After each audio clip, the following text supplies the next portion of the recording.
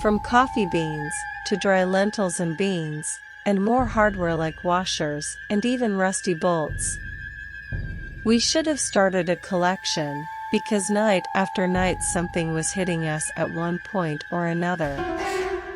Kim still, though it was Tim and I pulling a practical joke on her, because the things were only hitting Tim and I. One of those nights, Tim came over to Kim and I, who were talking in one of the aisles, and he asked who had turned on the intercom. We both denied it, plus we'd been talking and working on the same aisle for a while. He said he heard the intercom turn on, followed by silence, then it got hung up. Kim and I told him we didn't hear it at all. He shook his head and started walking away when one of the phones started to ring. Tim ran up to it and answered. We watched him as held the phone's receiver and just listened. He hung up annoyed and said out loud, "What is going on?" Whoever just called was just breathing into the phone. What a creep. Tim walked away from us and we kept working. Nights turned into weeks and everything was back to normal. Halloween was approaching and Kim and I were excited. We both worked Halloween night, and as ready as we were for poltergeist action, the night came and went with no disturbances. More weeks went by and it was December now. Kim and I were working alone and in opposite ends of the store. I was up by the front door in the drink case when Kim came up and asked if I had gone to the bathroom just then. I nodded my head no, and she said she was in the bathroom and that she'd heard the door open and heard one of the stall doors swing open and close. But that when she'd gone out to wash her hands, the bathroom was empty. I reminded her that had happened to me months before, and she just nodded and said that she didn't want to deal with anything crazy that night. Lunchtime came around and I took my break first.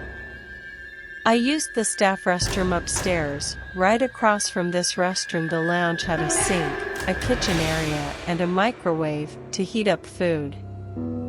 While I was in the restroom, I heard footsteps coming up the wooden stairs, followed by the sink in the lounge running. I thought Kim must have came up and was using it.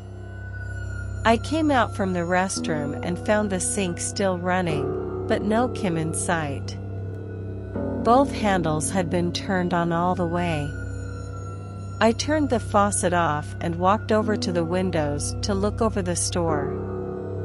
Kim was working away and didn't seem as if she'd moved since I left for my break. I finished my break and walked down to meet Kim. I told her I was back from lunch and she happily said it was her turn. I went over to my aisle and started to work when out of the corner of my eye I saw what I thought was Kim walk towards the front of the store. I didn't think much of it. She usually grabbed a drink from the drink case for her lunch. I heard the drink case doors open and close as expected.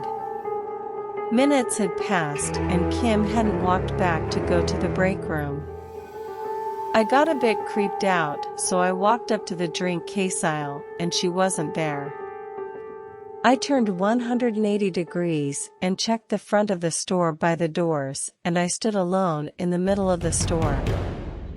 I walked straight to the back of the store and up the stairs to find Kim mopping.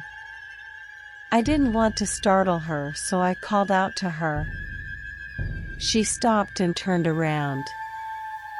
She asked me if I had used the sink, because she walked into an overflowing sink and flooding break room.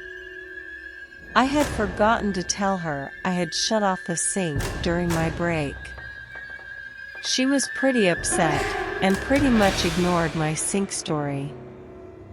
I went back downstairs to keep working, and I kept hearing the drink case doors open and slam shut. I was getting upset because I thought Kim was thinking I'd flooded the break room. I walked to the drink case aisle and screamed, "Stop slamming the doors," at nothing. I walked away, and before I turned into my aisle, behind the big silver double doors, stood a dark hooded figure looking out to me through the little window. I froze in my stride, and kept looking at the dark figure. We stood looking at each other for what seemed a long time. Kim walked up to me, and when I turned to look at her and back at the door, the figure was gone. Kim apologized for not listening to me earlier, and I apologized for not telling her about the sink sooner. We left a note for the store manager to get the sink fixed and kept working. Days went by and again, nothing happened. After the holidays and into the new year, we had no weird mishaps or poltergeist activity, as we'd call it.